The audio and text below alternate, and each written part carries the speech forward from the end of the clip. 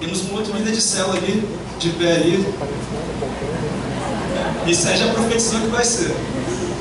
Amém. E amanhã nós temos esse encontro, que eu espero cada um de vocês aqui, porque esse encontro é importantíssimo para aquilo que desejamos alcançar em 2019 em Deus, através das nossas células, dos nossos ministérios, dos discipulados e de tudo aquilo que Deus confiou como visão para essa igreja. Então você traz aí um prato de salgado, doce, a bebida a igreja vai dar, tá bom? Mas você traz aí alguma coisa aí, um biscoito de sal, alguma coisa fit aí, que a gente está focado, né? E a gente vai ter um tempo muito precioso aqui. Eu queria pedir que você realmente estivesse aqui com a gente, porque eu creio que vai ser uma noite muito preciosa. E também nessa terça-feira, nós temos o início da célula da tarde. A célula vai acontecer às 14 horas. Então, 14 horas aqui na igreja, para você que não está em célula porque não consegue estar no turno da noite numa célula, porque trabalha, estuda. Então, terça-feira agora começa uma célula às 14 horas aqui na igreja e a gente está te esperando aqui para que você não perca a oportunidade de viver a bênção de estar em família e de estar em célula. Mas, como você bem sabe, nós estamos nesse mês numa série de mensagens sobre como desenvolver uma vida poderosa de oração. E hoje nós teremos a terceira mensagem.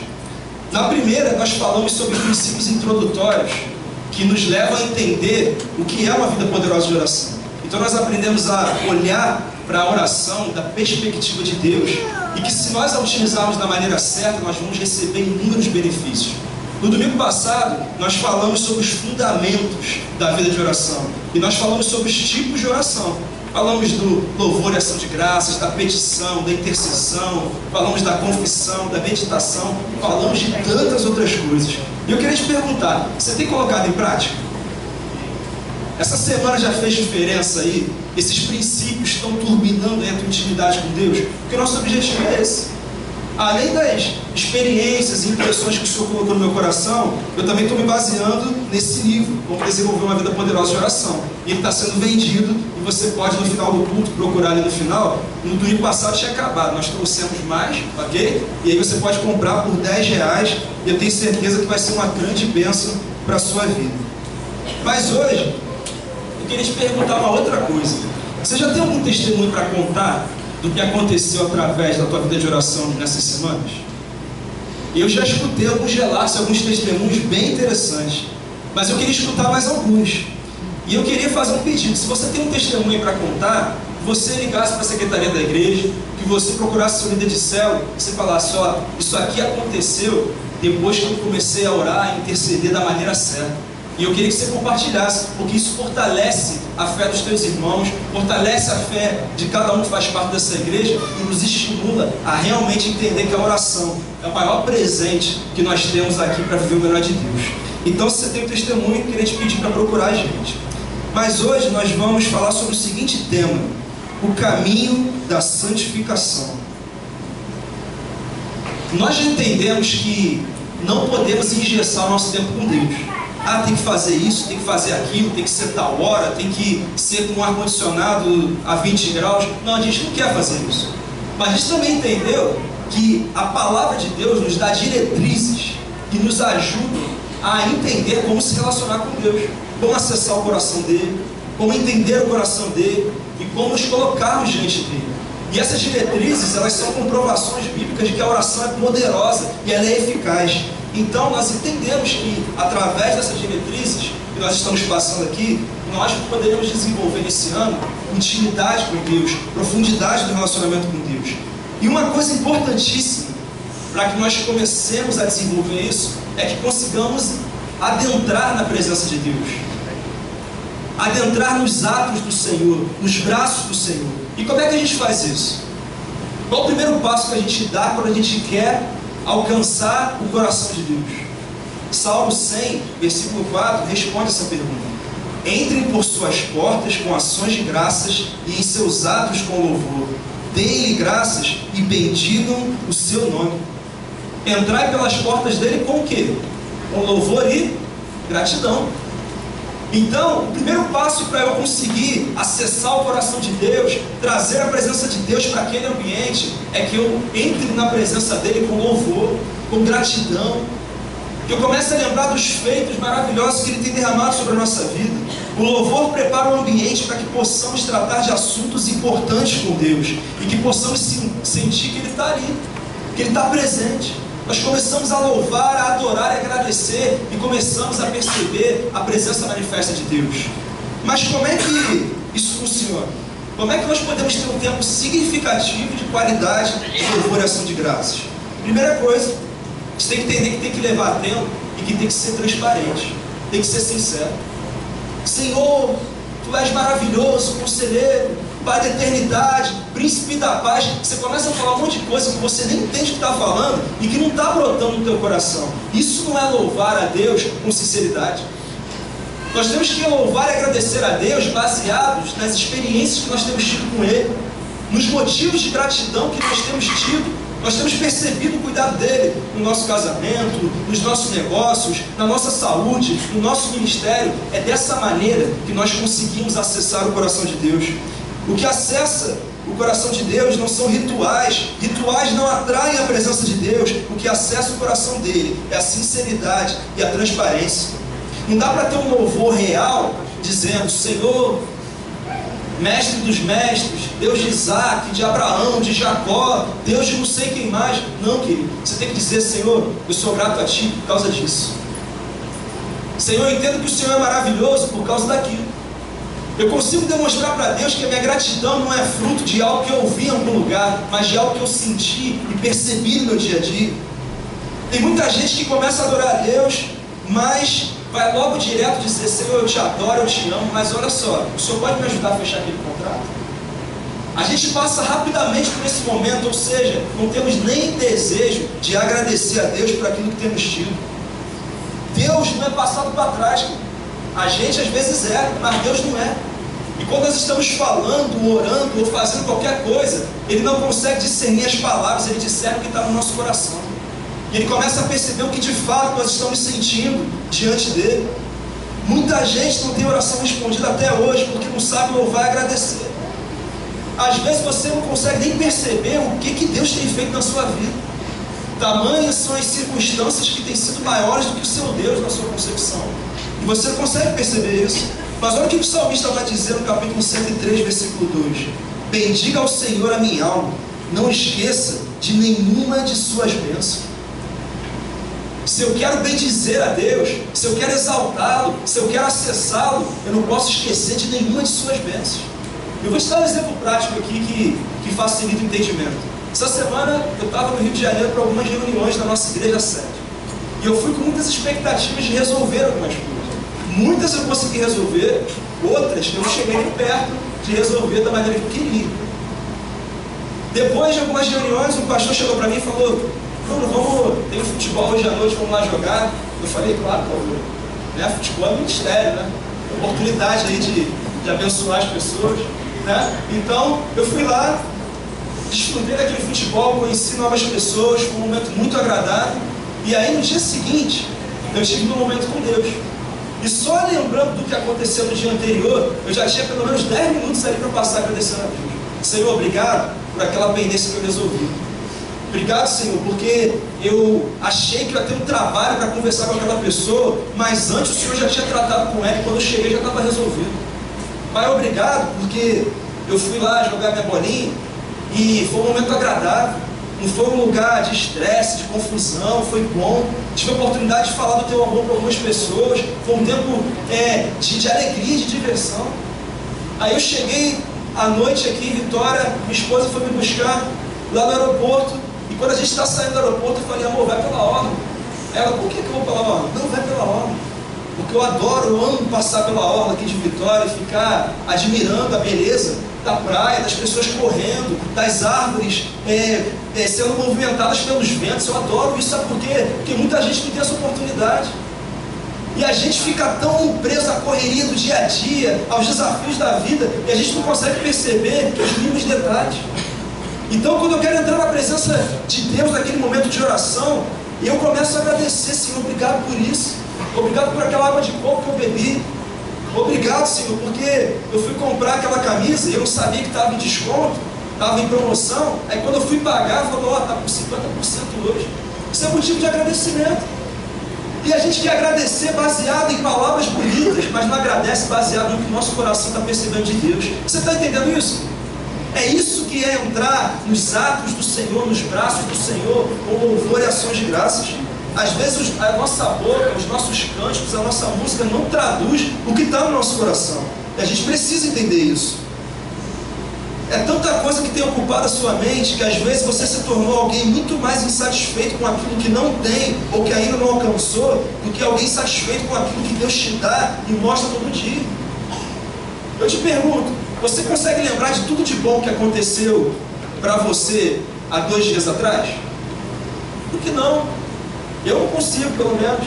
É tanta coisa boa que Deus faz na nossa vida, a gente não consegue. Então a única maneira de eu conseguir agradecer a Deus por todos os benefícios, por todas as bênçãos, é se eu fizer isso todos os dias.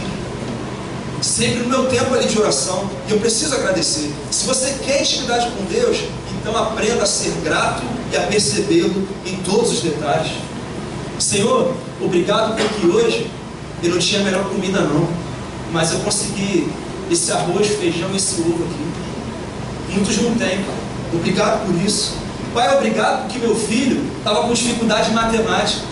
E aí, nos últimos meses, eu sentei com ele, eu consegui encontrar um tempinho, eu sentei, eu estava meio apertado, não dava para pagar várias aulas de uma professora particular, eu só consegui pagar um dia. Mas, Pai, hoje eu recebi o boletim do meu filho e ele tirou um 7,2. Pastor, 7,2 é benção, é nota boa? Não, querido, mas 2, para quem tirava 2, 3,5, há meses atrás, 7,5 é a vitória. 7,2 é um grande avanço. E a gente só consegue agradecer o 10, não consegue agradecer o esforço do nosso filho, que às vezes estava com dificuldade por algum motivo que seja, ou era preguiçoso mesmo, mas ele decidiu se esforçar. E aí ele conseguiu uma nota melhor. Obrigado, Pai, por esse fim de semana que eu passei com a minha família. Foi um ano tão corrido, eu não tive tanto tempo para eles. Obrigado, Pai. Muitos não têm essa oportunidade. Temos que ser gratos com sinceridade. Obrigado, Pai, porque nesse mês não deu para comer fora não, mas deu para pagar todas as contas. É no detalhe que nós demonstramos gratidão a Deus. Meus amados, a adoração, a gratidão e o louvor só alcançam de fato o coração do Pai quando você o faz pela experiência que tem. Que tipo de experiências você tem tido onde o cuidado de Deus é claro? Que tipo de experiências você tem tido onde você não consegue nem perceber, mas o cuidado de Deus também tem sido claro? É isso que eu quero te encorajar a fazer antes de passar para o último momento da sua oração. Pastor, tem que agradecer pelo passado, sim. Tem que agradecer pelo presente, sim. Ah, pastor, mas o presente está muito difícil. Eu estou no meio da tempestade, então agradeça, porque no meio dessa tempestade, Deus está contigo, te dizendo que um dia Ele vem, vai trazer calmaria e vai inaugurar um novo tempo sobre a tua vida. Muitos estão encarando as tempestades da vida sem Deus. E isso é desesperador. Agora saber que Ele está cuidando de tudo, que Ele nunca perde o controle, e que uma hora, mesmo que o choro possa durar uma noite, a alegria vai vir pela manhã. Isso conforta o nosso coração. Isso nos dá esperança, isso nos dá expectativas. Nós temos que agradecer por isso. Sabe por quê? Porque o meu Deus, o seu Deus não falha.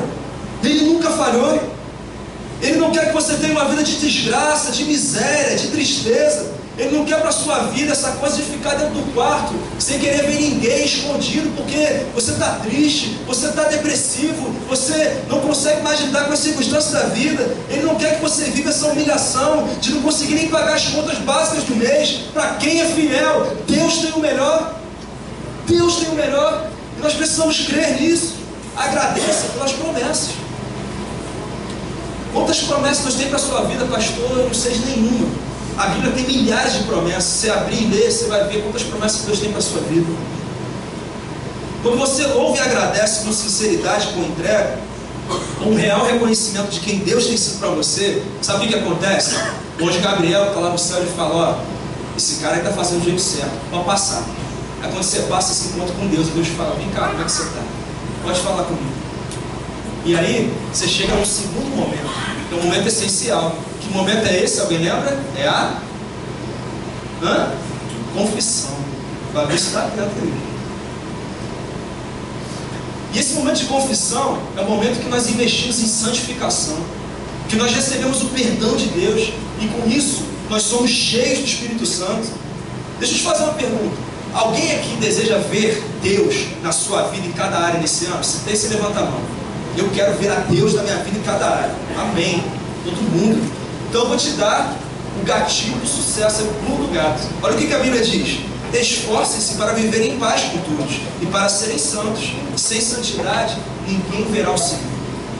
Sabe qual é o caminho para você ver Deus em tudo na sua vida? Santidade, santificação.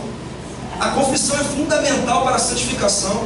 E eu preciso te dizer, querido, ninguém será santo enquanto não enxergar aonde está o seu pecado e o quanto ele te afasta de viver o melhor de Deus.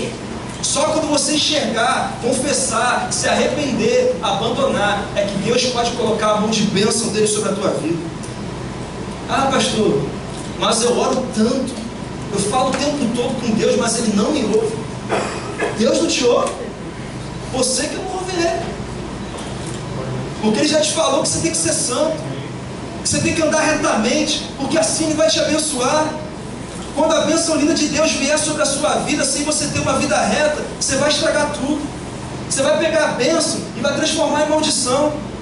Deus não pode usar um vaso sujo para derramar a bênção linda e maravilhosa dele. Nós temos que nos limpar, nós temos que nos santificar. Não brinque com isso. E aí, quando a gente chega nos atos do Senhor, da maneira certa, o salmista vai dizer o seguinte, Salmo 139, versículos 23 e 24: sonda-me, ó Deus, e conhece o meu coração, prova-me e conhece as minhas inquietações, vê se em minha conduta algo te ofende e dirige-me pelo caminho reto. O salmista diz que a gente tem que pedir para Deus o seguinte: Senhor, tem coisa que eu não estou vendo, então mostra. Ah, pastor, mas eu não vou ficar pedindo para Deus mostrar o que eu estou fazendo de errado. Não, pastor, eu estou muito bem, eu sei que eu estou abalando, eu sou um cara bom, eu não faço nada de errado. Olha o que Jeremias 17,9 vai dizer para você que pensa assim: o coração é mais enganoso que qualquer outra coisa, e sua doença incurável. Quem é capaz de compreender? O profeta está dizendo que eu e você não conseguimos compreender o nosso coração. A gente acha que está bem, mas não está. A gente acha que está mal, mas está bem. A gente não consegue entender. Então, quando nós pedimos para Deus sondar o nosso coração e trazer à tona a realidade do que está presente nele, é aí que nós percebemos a oportunidade de nos santificar. Você acha que está abafando, que está bem na fita, mas ele está dizendo assim: quem conhecerá o seu coração? Nós temos que todos os dias pedir: Senhor, mostra os meus erros, mostra onde eu estou falhando. Será que aquele comportamento que eu tive foi certo? Será que aquilo que eu estou pensando em fazer e falar para aquela pessoa é exatamente o que vai trazer bênção para a minha vida? Tem uma frase que eu tenho falado muito aqui, e eu queria que você guardasse isso no seu coração: um novo nível de aproximação de Deus requer um novo nível de afastamento do pecado. E uma outra verdade aqui muito importante também: a profundidade e o poder de sua vida de oração nunca poderão ser maiores do que a profundidade da sua confissão e santificação diária. É uma relação que não tem como separar. Nós precisamos de uma vida de santificação e de confissão diária, o tempo todo, porque o tempo todo precisamos melhorar. Se nós passarmos rapidamente pela oração de louvor e ação de graças, pela confissão, já irmos direto para o pedido, a gente não vai conseguir viver o melhor de Deus. Muitos chegam para Deus e falam assim: Senhor, tem uma coisa errada em mim. Dá 10 segundos e ele já está pedindo. Eu nem tenho Deus falar. Eu nem deu tempo de você escutar Deus falando ao teu coração. Ninguém vai experimentar a santificação e muito menos vai receber as respostas de suas orações sem uma confissão profunda da sua realidade de vida. Se você não tem confissão e purificação diária, desista de ter uma vida cheia do poder e da bênção do Espírito Santo. Porque se Deus te der um dom, uma profecia, um ministério, uma empresa, células ou o que quer que seja, você vai se perder. Você vai jogar tudo fora. Quantos que já receberam dons, profecias, ministérios, oportunidades e jogaram tudo fora porque não viram que no coração tinha algo que precisava ser ajustado? E porque não tinha sido ajustado, acabou jogando fora uma bênção poderosa que Deus deu. Nós precisamos entender isso. Você tá aí ainda aqui? Às vezes o que é para ser conquista vira perda. Os grandes avivamentos da história foram marcados por confissão, por santificação. Por exemplo, lá na Bíblia, Esdras e Neemias. Você lembra que chegou um momento que o povo estava em pecado, mas pecado mesmo. que aí Esdras e Neemias começaram a ler as escrituras para o povo. E o texto diz que eles oraram por 6 horas ininterruptas. Eles leram a palavra por 6 horas ininterruptas. E no final dessas 6 horas, o povo começou a se jogar no chão, começou a chorar desesperadamente, começou a confessar os seus pecados, e a glória de Deus tomou aquele lugar. Confissão profunda, santificação, atraiu a presença do Espírito Santo de Deus. Nós queremos ser cheios do Espírito Santo, mas Deus não pode encher quem ainda está cheio de si. E nós precisamos reconhecer isso. Teve um grande avivamento que aconteceu numa província chinesa chamada Shantung. Alguns missionários foram lá para pregar sobre Jesus. Eles passaram dias pregando, visitando, orando, aconselhando, mas nenhuma vida sequer se rendia a Jesus. Ninguém decidia se render a Jesus como Senhor e Salvador. Eles não estavam entendendo nada. Então eles chegaram e falaram: Senhor, o que está acontecendo? Qual que é o problema? Deus chegou para eles e falou: tem pecado não confessado no meio de vocês. E aí eles disseram assim: como assim? Nós somos missionários. Nós saímos da nossa terra para vir para cá, largamos tudo. Ele mas ainda tem coisa na vida de vocês que vocês não acertaram. Então eles começaram a orar, começaram a pedir: Senhor, então revela o que está errado. E Deus começou a revelar, Deus começou a mostrar pessoas que eles não tinham perdoado, vaidades em situações, ofensas, situações que eles não tinham ajustado, pendências, e de repente a glória de Deus começou a tomar aquele lugar, e toda aquela província foi tomada pela glória de Deus. Por quê? Santificação profunda. É isso que vai atrair o avivamento para essa cidade, para a sua célula, para a sua casa. É a santificação profunda. Tem muita coisa na vida que você está querendo alcançar e está mole de você alcançar. Só falta você reconhecer e confessar o teu pecado, porque aí Deus te limpa e a bênção dele vem sobre a tua vida. É simples assim. É simples. A triste verdade é que muitos de nós, crentes em Jesus, nos acostumamos tanto a viver sem a plenitude de Deus, que esquecemos o que é ser biblicamente cheios do Espírito Santo. Temos confundido a plenitude do Espírito Santo com coisas surreais, subjetivas demais, manifestações externas, sem pouca ou nenhuma transformação interna. A verdade, queridos, é que a grande transformação que Deus faz na gente é no interior, é no nosso coração. Mas tudo começa com a confissão de pecado. Pastor, eu entendi então que eu tenho que confessar os meus pecados. Mas que pecados são esses? Aonde que eu estou errando? O que Deus está querendo falar comigo? É sobre isso que eu quero falar com você nessa noite. Eu quero falar sobre as 7 categorias de pecados. Pastor, nem imaginei que tinha tanto assim. Tem bastante, né? E esse livro aqui, ele traz pra gente 7 categorias de pecado. Primeira categoria: pecados de pensamento. De acordo com as escrituras, o pecado começa na mente e no coração. E a nossa base para isso é Mateus 15:19.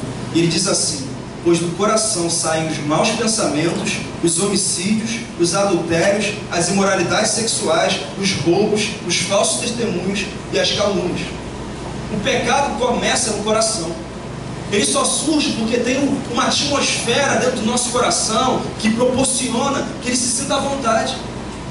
Olha o que Provérbios 23:7 vai dizer: porque como imaginou no seu coração, assim ele o é. Em outras palavras, o que você pensa é uma grande parte do que você é. O que você pensa é uma grande parte do que você é. Então, queridos, a verdade é que nós somos os reflexos, nós somos as consequências dos nossos pensamentos, daquilo que passa na nossa mente, daquilo que passa no nosso coração. Quando ele fala lá no Antigo Testamento sobre coração, o coração na cultura hebraica é a fonte do intelecto. Então ele está falando da inteligência, da mentalidade, do pensamento. Então eu quero te dizer uma coisa: se você dá um presente para alguém dizendo assim, é para você, meu querido, mas na verdade você só quer que os outros vejam que você é bonzinho, que você se importa com as pessoas, mas no teu coração você não está nem aí. Lá no boletim de ocorrência do céu, lá no BO do céu, o que aparece é o que está no teu coração, não é o que as pessoas podem ver. Deixa eu perguntar uma coisa: como é que está teu pensamento? Como é que estão teus pensamentos hoje? Como é que está o teu coração hoje? Porque é isso que vai determinar o que vai ser a tua semana. É isso que vai determinar o que vai ser o teu casamento. É isso que vai determinar qual vai ser o rendimento dos teus funcionários na tua empresa. É isso que vai determinar como que a tua célula vai se comportar nesse ano de 2019. é aquilo que parte do nosso coração. O pecado não começa num olhar, numa mensagem, ele começa no coração e na mente. Os pensamentos, as impressões do Espírito Santo precisam tomar a sua mente, para que você peça como Ele, sonhe como Ele e planeje como Ele. Olha o que está escrito em Mateus 5:28. Mas eu lhes digo, qualquer que olhar para uma mulher para desejá-la, já cometeu adultério com ela no seu coração. Às vezes você fala assim, pastor, o Antigo Testamento era radical, né? O negócio era pesado. Não era nada. No Antigo Testamento você errava, ia lá na tua fazenda, lá, pegava um animalzinho lá, bonitinho, sem mácula, sem mancha alguma, chegava para o sacerdote e falava, ó, mata ele aí, estou entregando aqui, eu estou arrependido. Não estava arrependido não, mas toma aqui, e perdoa o meu pecado. Só que hoje não tem animal para matar não, querido. Hoje não tem animal para matar. E hoje a realidade é que a configuração do pecado foi atualizada. E agora, você não adultera somente quando comete a prática, mas você adultera quando você pensa com um desejo sexual por uma mulher ou por um homem. A coisa apertou. É claro que a consequência é diferente, né? E a consequência de algo que está no pensamento e algo que se tornou prática, é claro que é diferente. Mas para Deus, o pecado já aconteceu. Então, a gente precisa entender isso. Agora, como que eu e você vamos vencer isso sem uma mente limpa? Como é que eu e você vamos vencer isso sem pensamentos aprovados por Deus? Hoje nós vivemos numa sociedade em que o sexo parece ser a coisa mais importante do mundo. E não é. A verdade é que não é.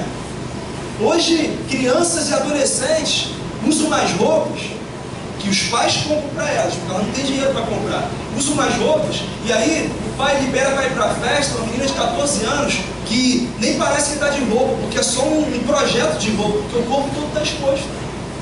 Roupas que só eram usadas por prostitutas no passado, mas hoje são usadas por crianças e às vezes adolescentes. A verdade é essa. Se sexo fosse a coisa mais importante do mundo, quando esses artistas aí, esses famosos bonitões aí, endinheirados, casassem um com o outro, dava certo. Mas a verdade é que a maioria separa toda hora. Separa toda hora. Está no segundo, terceiro, quarto casamento. Tem um que eu não sei, acho que já está no nono, um cantor aí que você deve lembrar. Não vamos citar nomes, não tem necessidade. Às vezes você vê um outro casal, o casal não é bonitão não, é até meio esquisitinho às vezes assim, mas eles são carinhosos um com o outro.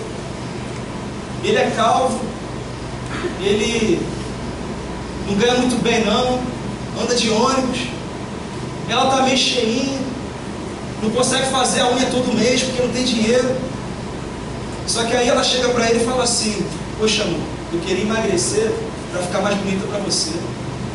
A marido fala, amor, você engordou um pouquinho porque com o passar dos anos o metabolismo, né, fica mais lento, é natural isso acontecer.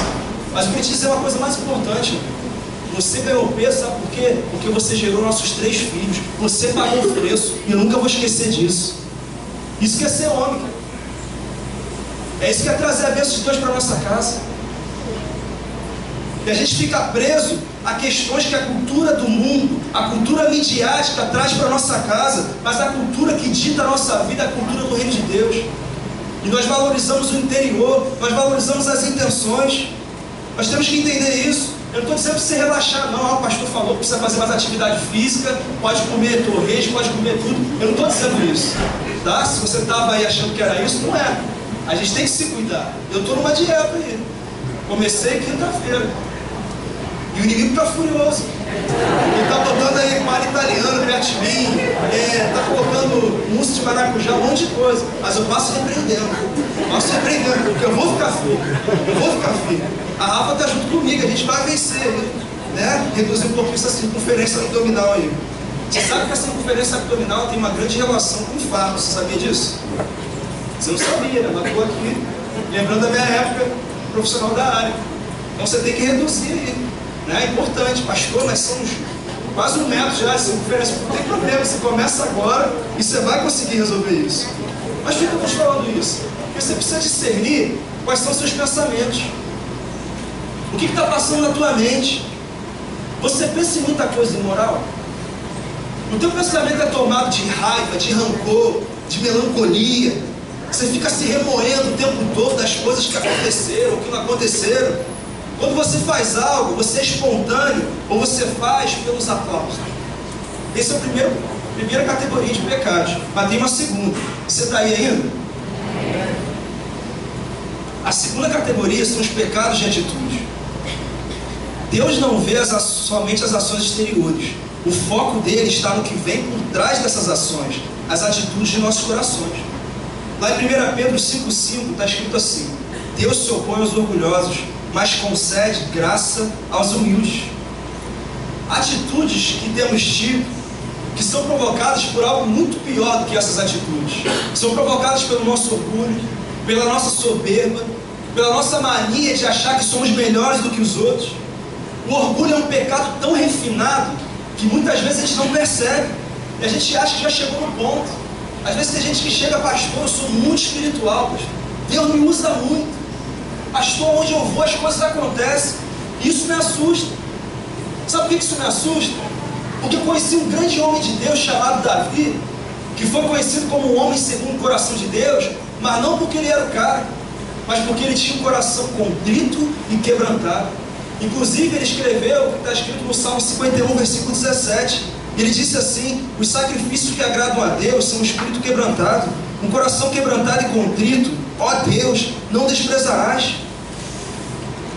Davi sabia que por mais que ele fosse um rei, por mais que ele fosse endinheirado, por mais que ele fosse sábio, por mais que as pessoas quisessem estar perto dele, tudo que ele tinha era por causa da graça, do amor e da misericórdia de Deus. Ele sabia que uma hora ou outra ele podia perder tudo aquilo. E muitas vezes ele errou, mas Deus deu uma nova chance para ele. Sabe um outro homem que me ensina sobre orgulho? O rei Belsazar, que foi o último rei da Babilônia. Ele achava que era o cara. O exército medo-persa queria invadir aquela cidade para tomar conta de tudo. E ele sabia disso. Mas ele estava dando uma festa para 1000 pessoas. Aí ele falou assim: ó, vamos dar nossa festa aqui, nós temos muros de 30 metros de altura, nós temos torres de vigia, eu sou o cara, tenho todo o dinheiro do mundo, pode trazer as prostitutas, pode trazer todo tipo de bebida, pode trazer as taças do templo de Deus, vamos nos embebedar aqui com essas taças que roubamos do templo de Deus, vamos adorar aqui a outros deuses, deuses da madeira, deuses da prata, do ouro, vamos adorar isso tudo, vamos fazer orgia, vamos fazer isso tudo. Enquanto isso, fora da cidade, o exército medo-persa estava pensando numa estratégia para invadir. E aí, lá por tantas horas à frente, aparece uma mão escrevendo na parede. E aquela mão diz que o reinado dele estava por acabar e que ele ia morrer. E aí, enquanto ele estava curtindo, achando que era o cara, achando que porque a empresa dele prosperou com tudo nesse ano, ele não precisa mais temer a Deus, porque a célula dele voou nesse ano, então ele não precisa mais orar, porque ele achava que era o cara, sabe o que aconteceu? O exército de Ciro pensou numa estratégia. Tinha um canal chamado Palacopal, e eles conseguiram esvaziar esse canal ficou seco, e eles entraram por baixo da cidade. E quando eles entraram, ninguém viu. Tomaram a cidade toda. Belsazar morreu, perdeu o temor a Deus e perdeu a própria vida. Fuja do orgulho. Fuja do orgulho. Reconheça todos os dias que você precisa melhorar. Reconheça todos os dias que você precisa de vida de oração, que você precisa de cobertura espiritual, porque é isso que vai fazer diferença na sua vida. Qual tem sido a tua atitude diária? É de revolta? É de rebelião? É de murmuração? É de xingamento? É de desistência? Ninguém pode fazer uma crítica a você, ninguém pode falar que você está errado, que você está sempre certo, você nunca ouve ninguém. Será que a tua atitude é: não dá mais, vou jogar tudo para o alto? Ou a tua atitude é uma atitude de fé, que independente da circunstância, continua focado em temer ao Senhor, em servir ao Senhor, e se preparar porque Ele tem algo a mais? Se você quer atrair a atenção de Deus, você precisa entender que sem fé é impossível agradar. E é essa fé que nos ensina a nos mantermos firmes diante da circunstância adversa e também diante das circunstâncias boas, que às vezes são mais difíceis de lidar do que as circunstâncias adversas. Numa escala de 1 a 10, qual é a sua atitude para com a sua igreja? Se depender de você, essa igreja fecha amanhã porque não tem dinheiro para sustentar toda essa estrutura, porque não tem pessoas para cuidar das outras pessoas, ou essa igreja sai daqui, desse lugar para um lugar maior daqui a alguns meses. Se depender de você, as células dessa igreja fecham, ou elas vão crescer, multiplicar, avançar e ganhar pessoas para Jesus. Se essa igreja for definida pelo nível espiritual e de comprometimento que você tem com Deus, como é que essa igreja seria definida? Como é que a tua igreja seria definida? Houve um tempo em que você amou e serviu a Deus de modo mais ardente do que agora? Você procura razões para ficar pegando no pé dos outros? Você se zanga com facilidade e diz o que lhe dá na cabeça? Os outros, quando falam de você, dizem que você tem um espírito manso e quieto. Ou você se desculpa dizendo, não posso fazer nada, eu sou assim mesmo, a minha personalidade é assim, me aceito do jeito que eu sou. Você tem deixado que decepções enfraqueçam sua fé e sua vida de oração? Você tem a tendência de se preocupar e se remoer em vez de confiar em Deus? São perguntas que eu e você precisamos responder todos os dias, para saber se de fato temos buscado a santificação, sem a qual ninguém verá Deus. Eu não sei o que você espera dessa igreja, mas essa igreja quer viver e dar a vida pelo Evangelho. O Evangelho diz que o pecado nos afasta de Deus. Então se arrependa e comece um novo tempo com Deus. Eu tenho certeza que a bênção dele vem sobre a tua casa. É assim que funciona. Pastor, tem coisa que eu não abro mão não. Isso que você não abre mão gera mal-estar para os outros? Gera. Então abre mão. Isso que você abre mão gera talvez um mau testemunho? Então abre mão. Abre mão da bebedeira, do cigarro, de certas publicações aí que às vezes você faz. Busca ser um canal de Deus na vida das pessoas. Eu tenho certeza que você não vai se arrepender por isso, porque Deus vai te honrar. Você está aí, querido? Terceira categoria de pecados: pecado de palavra. Deus dá muita atenção às palavras. Como assim, pastor? Provérbios 18, 21. A morte e a vida estão sob o poder da língua. Os que gostam de usá-la comerão do seu fruto. Isso quer dizer que da tua boca pode sair vida ou morte. Isso quer dizer que quando você abre a sua boca para criticar, para ofender, para lembrar dos erros que o outro cometeu no passado, o que você está fazendo é gerando morte. Você é um fracassado, você é uma preguiçosa, você sempre faz isso, você nunca consegue fazer aquilo. Você está gerando morte no teu casamento, na vida do teu filho. Você é um fracassado, você não consegue tirar uma nota melhor, você não consegue passar em nada, você não consegue encontrar um emprego. Aquilo ali vai gerando morte. Agora, quando você começa a proferir palavras de bênção, isso é uma bênção na minha vida. Poxa, mas eu errei, eu sei, mas você estava tentando fazer o seu melhor. Você pode ter errado, mas você não é marcado pelos teus erros, não. Você é marcado pelo assento de Jesus na cruz. E Ele justificou todos os nossos pecados, toda a nossa vida. Ele diz que hoje nós somos justificados. Nós somos filhos dele.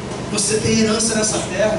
Quando da nossa boca saem palavras de bênção, a gente vai gerando vida por onde a gente passa. Deixa eu te perguntar, por onde você tem passado? O que tem sido gerado? Morte ou vida? A gente tem que começar a pensar nisso, principalmente na nossa casa. Inclusive a Bíblia diz que no princípio era o verbo.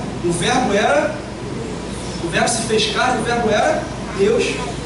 Ele estava falando de Jesus. Jesus se chama de palavra. Se tem negócio que o cristão não pode fazer errado, é não ter palavra ou usar erradamente suas palavras. E a gente tem que pensar sobre isso. Mateus 12, 36. Mas eu lhes digo que no dia do juízo, os homens haverão de dar conta de toda a palavra inútil que tiverem falado. Então toda vez que você falou nação do Bruneiro, pode ter certeza que você vai prestar conta. Essa palavra inútil aí que você pode ter usado. Mas inútil aqui, no contexto, quer dizer uma palavra que não edifica, uma palavra que não traz vida, uma palavra que não trouxe a presença de Deus para aquele ambiente. Se colocasse aí um gravador escondido no teu bolso durante toda essa semana e depois colocasse para todo mundo ouvir, será que seria legal? Será que ia ser uma experiência assim agradável para você e para os outros que iam escutar? Quantas palavras que dizemos que destroem a vida das pessoas? Quantas palavras você disse para alguém, você está na igreja, mas ele ou ela foram embora? Uma palavra tira uma pessoa de uma célula, uma frase tira uma pessoa de uma igreja. Se você lembrou de alguém agora, vá procurar essa pessoa, peça perdão, traga ela de volta. Sabe por quê? Porque nós vamos dar conta a Deus, é o que o texto fala, de todas as palavras que saíram da nossa boca. Nós temos que tomar conta, temos que tomar cuidado disso. É a Bíblia. Pastor, mas tem a interpretação do texto. Queridos, o primeiro nível de interpretação bíblica é o nível literal. No literal a gente consegue entender muita coisa.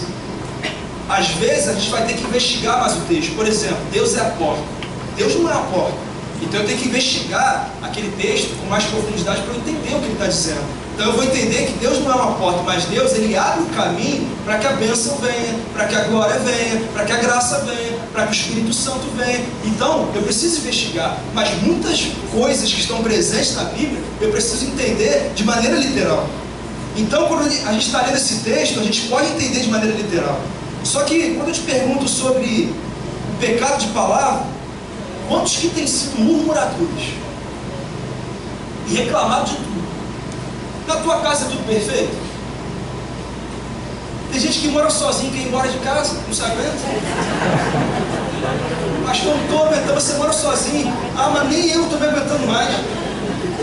É a verdade. Então, queridos, a verdade é que nós temos que entender que se na nossa casa, na nossa realidade, tudo é perfeito, como é que na sua célula, na igreja vai ser? Como que nós temos reclamado das coisas, temos reclamado das pessoas. A pessoa errou uma vez, a gente já desiste, já diz que não vale nada. Aí chega para o outro e fala, tá vendo aquela irmã ali? Olha, não vale nada. E a gente começa a destruir as pessoas. Já espalhamos para todo mundo. Sabe qual é o nome disso? Pecado de palavra. Pecado de palavra. Provérbios 6, 16 a 19 vai dizer assim: há 6 coisas que o Senhor odeia. A 7ª, ele abomina, ele detesta: olhos altivos, língua mentirosa, mãos que derramam sangue inocente, coração que traça planos perversos, pés que se apressam para fazer o mal, a testemunha falsa que espalha mentiras e aquele que provoca discórdia entre os irmãos.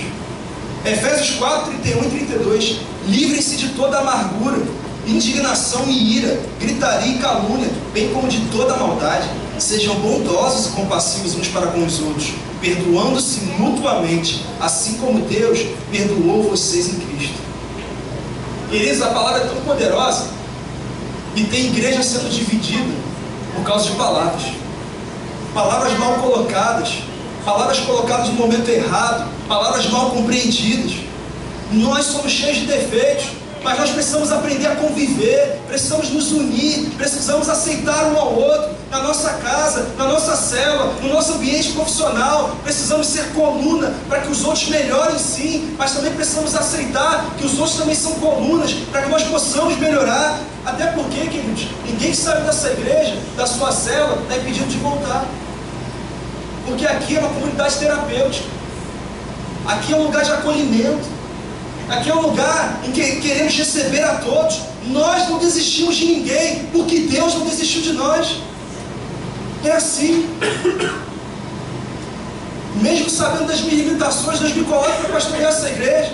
Mesmo sabendo das suas limitações, Deus te coloca para liderar a sua célula, para discipular uma pessoa, para ser um sacerdote da sua casa. Sabe por quê? Porque Ele acredita em nós, e nós precisamos acreditar nas pessoas. Amém? Amém. Precisamos acreditar nas pessoas. Mas existe uma 4ª categoria de pecados. Pecado nos relacionamentos. Talvez aqui esteja a maior concentração dos nossos pecados. Nós não sabemos nos relacionar. Aliás, a geração de hoje é uma geração que busca superficialidade. Não existem mais relacionamentos profundos. Então, quando algo que não é profundo, algo que é superficial, gera dificuldade, então eu prefiro me afastar, eu prefiro acabar. É por isso que muitos casais se separam por pouco. É por isso que muitos jovens hoje pedem demissão nos primeiros desafios do trabalho. É por isso que é moda a pessoa querer sair da célula, a pessoa sair da igreja. É por isso, porque nós não temos profundidade nos nossos relacionamentos. A Bíblia fala o tempo todo sobre relacionamento. Por exemplo, Efésios 5:25. Maridos, amem suas mulheres, assim como Cristo amou a igreja, entregou-se a si mesmo por ela. Aí tem gente que ainda quer dizer que a Bíblia é machista só porque ela diz obedecei aos vossos maridos, só porque ela diz que a mulher precisa ser submissa. A mulher precisa ser submissa, mas submissão não é estar abaixo, mas é estar sob a mesma missão. A missão é trazer a paz, a alegria, a felicidade para casa, e os dois estão na mesma missão. É simples assim.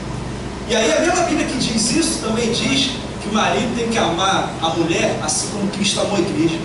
E a igreja envergonhou muito a Jesus, e mesmo assim Jesus foi até o final e deu a vida dele por toda a igreja. Efésios 6, 1 a 4: Filhos, obedeça a seus pais no Senhor, pois isso é justo. Honra teu pai e tua mãe. Este é o primeiro mandamento com promessa, para que tudo te corra bem e tenhas longa vida sobre a terra.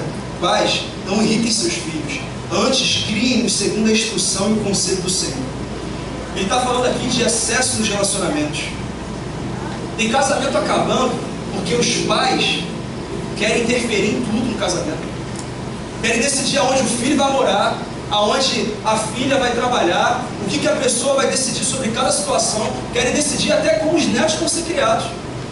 Aí o filho discute com a nora, briga com a nora e fica em um monte de conflito simplesmente porque eles não têm espaço para viverem a independência do casamento, para tomarem suas decisões. Eu não estou dizendo que o pai e a mãe não podem aconselhar, só estou dizendo que existem limites e tem que ser respeitado. Se os limites não forem respeitados, a gente acaba, mesmo querendo abençoar, acaba atrapalhando. É por isso também que tem um monte de filho aí, 45 anos, morando na casa dos pais ainda. Aí 10h30, a mãe já coloca lá quando ele acorda 10h30, né? Aí 10h30 da manhã ele senta na mesa, já tem o Nescauzinho dele, e ai se a mãe não colocar o açúcar na medida certa, que ele reclama. Sabe qual a origem disso? A origem disso são os movimentos que destroem a família, como o feminismo, por exemplo. Eu falei aqui na primeira mensagem que o homem, naturalmente, ele procura o quê? O sexo. Ele quer relacionamento também, mas a prioridade dele é o sexo. É assim, é normal. Já a mulher, ela quer o sexo também, mas ela procura o relacionamento. Mas o que aconteceu? O homem, ele usava a mulher. E aí as mulheres começaram a dizer assim: nós não precisamos mais de homem não, então nós vamos usar eles também. Então agora, eu não preciso dele. Os homens já diziam que só queriam a gente para uma noite ou para alguns dias de prazer. Então a gente usa um outro e está tudo certo. E aí ele não casa mais, ela não casa mais. E aí o que acontece é que a sociedade fica totalmente desestruturada. É ou não é essa a verdade? É ou não é isso que está acontecendo? Então, esses são relacionamentos inadequados, que não estão abençoando essa terra. Outra coisa terrível também é essa coisa de um monte de homem casado que tem amiga mulher. Aí chega no trabalho e coloca lá, e gente cutucando o outro aí. Aí pega, aí chega lá. Você contou o pastor, né? Não contou não. Aí ele chega no trabalho, e aí ele chega: Carol, aqui um bombonzinho para você. A esposa dele chama de Maria Carolina. Agora a amiga do trabalho é a Carol, é a Carolzinha. E aí, pastor, você está dizendo que não pode então dar presente para as pessoas no trabalho? Claro que pode. Mas então se você quer dar bombom para a Carol, sabe o que você faz? Você dá bombom para o Tião, dá bombom para o Zezão, entendeu? Para o Carlão. Aquele cara lá bem grande, bem, dá bombom para... Aí depois você dá bombom para a Carolzinha. Nada contra a Carol, perfeito? Carol, tem certeza que a Carol aqui é uma benção. Qualquer Carol que presente é uma benção. Mas a gente precisa entender isso. A gente precisa entender isso, porque isso não está certo. Isso é relacionamento inadequado, que abre porta para destruição. Essa coisa também de homem casado dar carona para a mulher, para ir para o trabalho. Pastor, mas ela mora na outra rua. Então, eu passo sempre por ali. Se eu não der carona, ela vai de ônibus. Então deixa ela ir de ônibus. Vai ser uma benção. Vai de ônibus. Tem lugar que tem van, não tem van? Vai de van, não tem problema nenhum. É maravilhoso. Imagina você, homem, a sua mulher, todo dia pegando carona com um amigo do trabalho.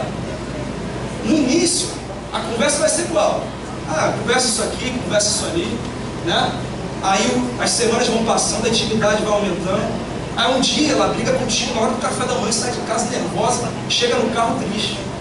Aí ele chega e fala: o que houve? Você está parecendo triste, você tem um sorriso tão lindo. Aí você Tem meses que não fala que tem um sorriso lindo, mas o amigo do trabalho que dá carona para todo dia fala que ela tem um sorriso lindo. E aí começa assim, você não é assim. O que está acontecendo? Fala comigo. Encosta aqui no meu ombro. É assim. E quando você vai ver, querido, a coisa sai do trilho.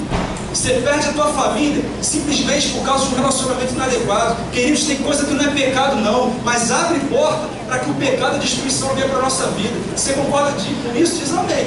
Amém. Porque a gente precisa entender isso. A gente precisa entender isso. Tome cuidado. Desenvolva relacionamentos adequados. Querido, eu não quero ofender ninguém. Se alguém se sentir ofendido, me perdoa. Não é a minha intenção, não é o meu objetivo. Eu só estou cansado de ver família destruída. Eu estou cansado de ver casamento acabando. Eu estou cansado de ver filhos saindo de casa, relacionamento de pai para filho deteriorado. Eu estou cansado. E Deus me trouxe aqui nessa noite para fazer alguém entender que é importante ter relacionamentos adequados, porque isso vai trazer a bênção de Deus para a nossa casa. Se alguma dessas realidades está presente na sua vida, muda nessa semana. E eu tenho certeza que o novo tempo de Deus sobre a tua casa vai chegar. Porque é a palavra de Deus que diz isso. Eu sonho com sucesso para a sua família. Eu sonho com a bênção de Deus sobre a tua casa. Eu sonho que o 2019 seja o melhor ano da sua história. E ele pode ser, mas sem santificação não veremos a Deus. Sem relacionamentos adequados, nós não vamos viver o melhor de Deus. Busca a santificação. Busca a Deus. Busca a palavra. Eu tenho certeza que você não vai se arrepender. Quinta categoria de pecado. Pecado de ação. Êxodo 20, 2 e 3. Eu sou o Senhor teu Deus, que te tirou do Egito, da terra da escravidão. Não terás outros deuses além de mim. O que é o pecado de ação? Você diz que Jesus é teu Senhor, mas as tuas atitudes não demonstram isso. Então o pecado de ação é quando eu não consigo mostrar, além das minhas palavras, mas com as minhas atitudes, que de fato Jesus é o meu Senhor.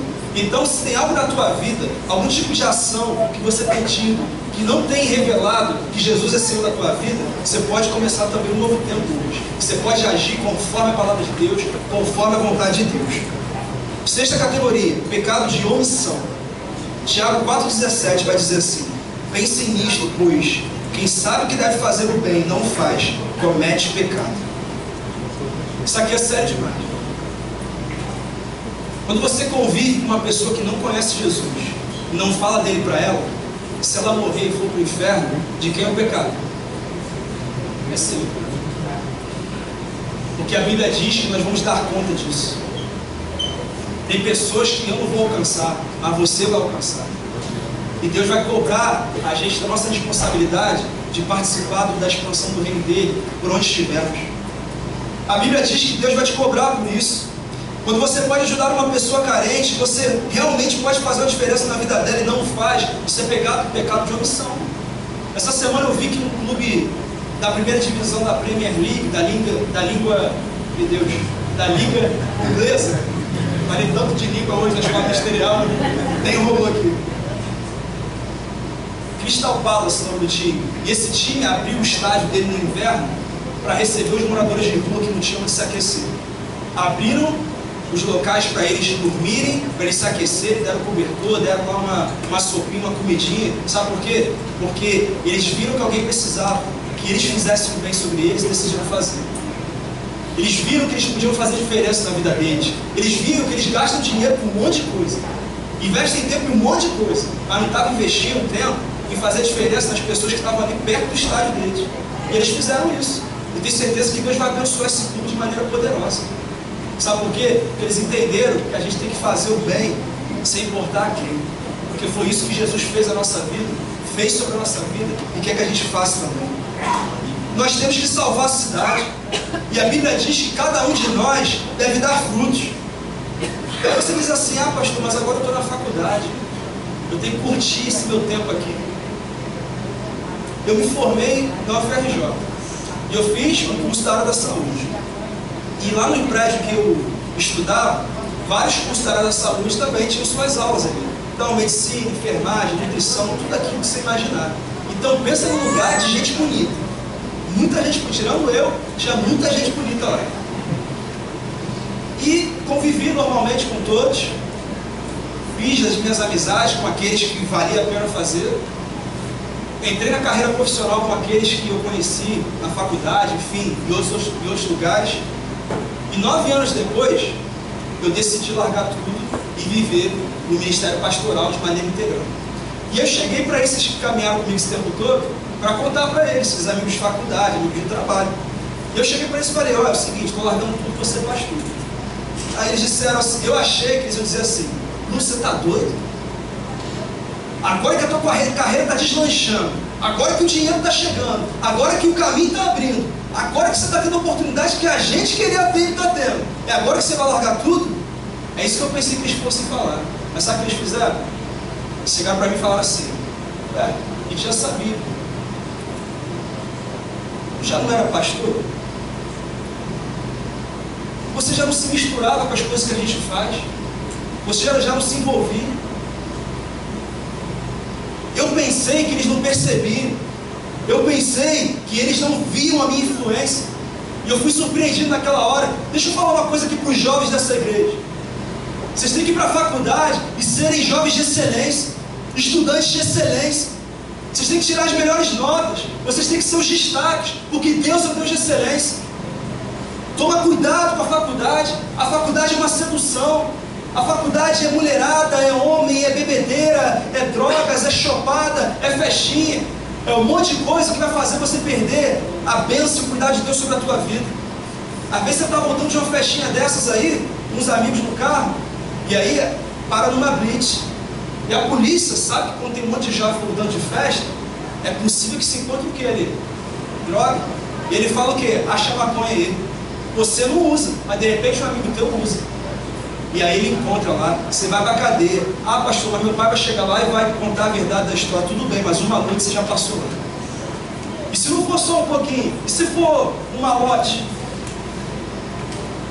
Você pode passar muito mais tempo lá. Você tem que decidir quem você quer servir. Você tem que escolher melhor as suas influências, as pessoas que caminham com você. Não estou dizendo para você se afastar de todo mundo, não. Só estou dizendo para quando você estiver no meio deles, você ser luz. Você ser sal. Você ser a resposta que eles procuram em todos os lugares, mas não encontram, mas você tem, porque a resposta é Jesus. É isso que eu estou falando. Nós temos que aprender e decidir o que queremos com Deus.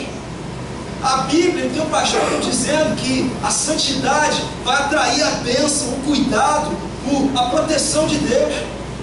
E se eu fosse você, eu agarrava isso com tudo. Eu vi um ano de santificação. Eu tenho certeza que Deus vai te honrar, Deus vai responder as tuas orações, Deus vai te dar direções que você nunca imaginou, e a tua vida vai para um novo patamar. Mas em último lugar, sétimo e último lugar, sétima categoria de pecados: pecados de autocontrole e autoconfiança.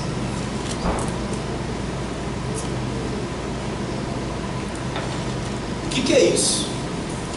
É quando o seu eu não morre.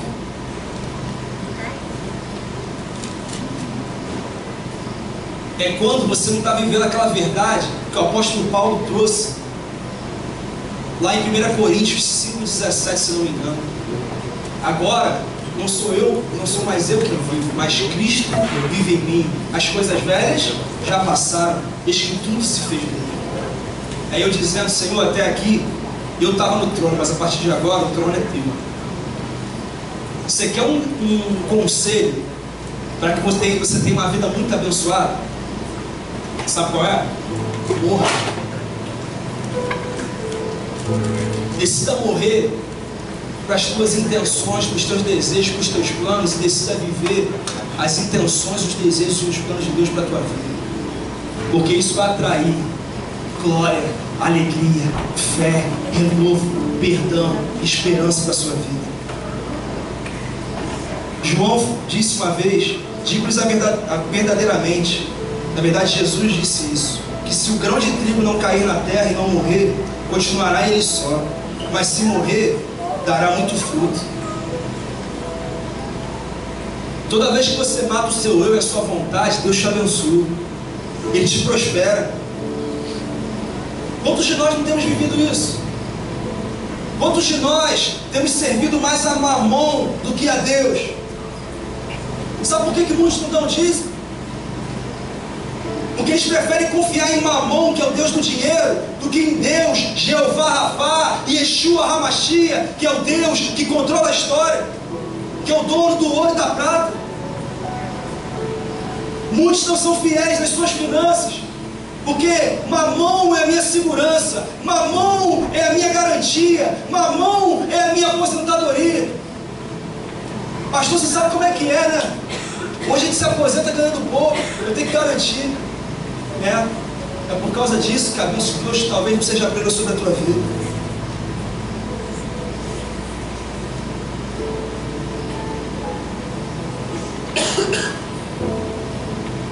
Mas seja qual for o pecado que você estiver vivendo, seja ele pecado de pensamento, seja ele pecado de atitude, seja ele pecado de palavras, seja ele pecado de ação, seja ele pecado de omissão, seja ele pecado de autoconfiança,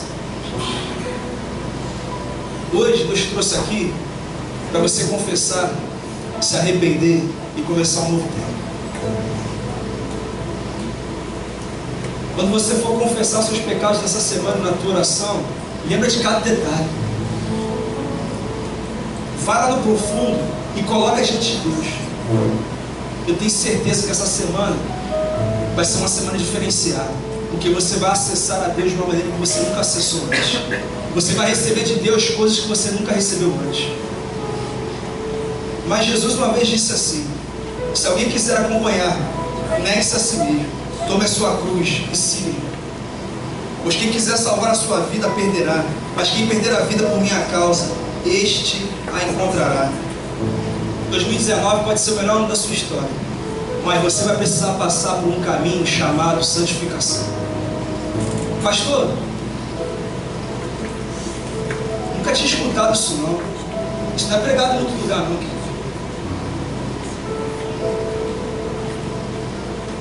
Pastor, eu quero começar esse tempo de santificação, o que eu tenho que fazer?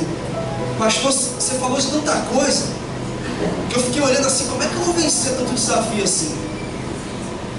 Você vai vencer porque Deus amou o mundo de tal maneira que enviou o seu único Filho, para que todo aquele que nele crê não pereça, mas tenha a vida eterna. Você vai vencer porque não tem mais animal para sacrificar, mas o Cordeiro perfeito, o Filho de Deus, morreu naquela cruz, ao terceiro dia ressuscitou, e por isso eu e você podemos recomeçar hoje e começar um novo tempo de Deus sobre a nossa vida. Não é sobre mudar tudo, então, viver o plano de Deus, mas é sobre decidir viver o plano de Deus. Então, Ele começa a gerar em nós, Ele começa a mudar, Ele começa no tempo dele a proporcionar as mudanças que precisamos viver. Por que nessa noite você não dá o primeiro passo em direção ao melhor ano da sua vida? Começando uma nova vida com Jesus. Queria convidar a igreja a fechar os olhos, baixar a cabeça e estar em oração. Eu queria pedir para que todos que desejam de fato viver um ano de santificação, um ano em que o melhor de Deus está por vir sobre a sua vida, eu gostaria que fizessem, repetissem essa oração comigo. Não precisa ser em voz alta, pode ser no fundo do seu coração, e que você orasse assim: Senhor Jesus, eu entendi que um novo nível de aproximação da tua bênção requer um novo nível de afastamento do pecado e das coisas que competem com o melhor do Senhor na minha vida.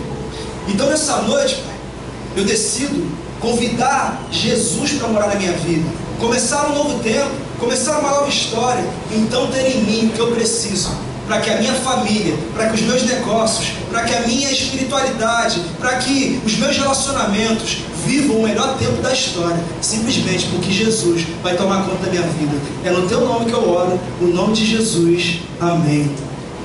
Quero pedir para que a igreja continuasse com os olhos fechados em oração. Eu quero pedir para você que fez essa oração e quer nessa noite começar essa nova vida com Jesus, para que você erguesse uma de suas mãos bem alto dizendo: eu quero começar uma nova vida com Jesus, um tempo de graça, um tempo de alegria. Aonde que eu não estou vendo? Deus te abençoe, pode baixar a mão. Deus te abençoe, querida, pode baixar a mão. Pastor, nessa noite eu escolho começar uma nova vida com Jesus. Deus te abençoe, pode baixar a mão. Nessa noite eu decido viver um tempo de santificação. Eu quero a bênção da minha vida. Existe mais alguém que quer começar uma nova vida com Jesus nessa noite? Ergue as suas mãos dizendo: Deus te abençoe aqui. Pode baixar a mão. Mais alguém que deseja nessa noite começar esse novo tempo com Ele? Se existe, ergue as suas mãos. Deus te abençoe. Pode baixar a sua mão, querido. Talvez tenha alguém aqui que até um dia já começou essa vida com Jesus, mas por circunstâncias da caminhada se afastou do plano de Deus. Mas nessa noite você quer voltar, você quer viver um novo tempo com Jesus, você quer voltar para Ele. Se alguém está se reconciliando com Jesus nessa noite, eu também queria que você erguesse uma de suas mãos dizendo: eu quero voltar para viver o plano de Deus para a minha vida. Deus te abençoe. Pode baixar a mão. Tem mais alguém aí? Mais alguém que quer recomeçar a sua vida com Jesus? Amém. Nós vamos cantar uma música. Enquanto nós cantamos essa música, vou pedir para que alguns líderes de célula estejam aqui na frente e que você que ergueu as suas mãos, começando essa nova vida com Jesus, que você viesse aqui na frente, porque nós queremos recebê-lo aqui.